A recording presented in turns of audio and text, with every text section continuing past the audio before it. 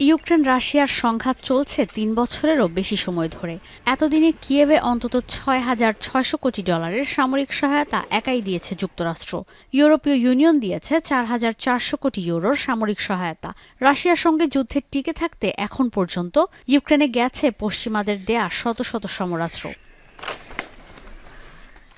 ইউরাশিয়া অবজারভেটরির প্রতিবেদনে উঠে এসেছে এই সমরাস্ত্র নিয়ে চাঞ্চল্যকর তথ্য। বলা হচ্ছে কিয়েভে এখনও মজুদ রয়েছে অনেক বেশি সমরাস্ত্র। অন্যদিকে যুদ্ধবিরতি কার্যকরে জোর তৎপরতা চালাচ্ছে যুক্তরাষ্ট্র। প্রতিবেদন বলছে যুদ্ধ থেমে গেলে মার্শাল ল তুলে নেওয়া হবে, পুলিশের ক্ষমতা কমে যাবে। যুদ্ধবিধ্বস্ত দেশে অর্থনৈতিক সংকট বাড়লে অপরাধ আরও বাড়বে।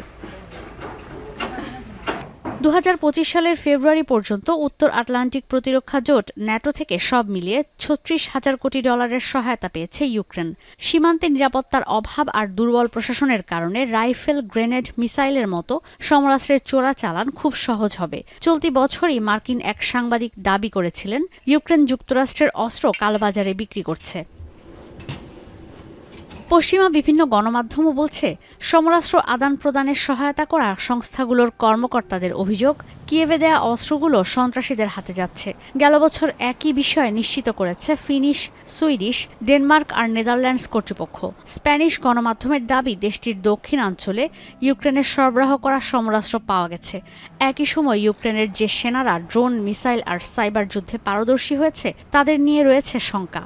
তারা ইউরোপে তৈরি করতে পারে ক্রিমিনাল নেটওয়ার্ক।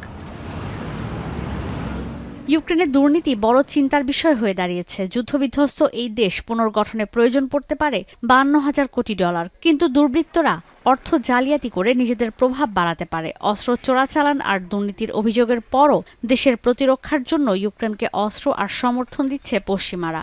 ইউরাশিয়া অবজারভেটরির প্রতিবেদন বলছে সীমান্তে নিরাপত্তা আরও দুর্বল করে দেবে এই পদক্ষেপ। ঝুঁকির মুখে পড়বে পশ্চিমা দেশগুলো। ঈশিতা ব্রহ্ম, এখন বিশ্ব। সানবিট সব দিবে সামাল। সানবিট ম্যাজিক প্রেস ডিশওয়াশিং এর মাথা ঘোরানো সলিউশন।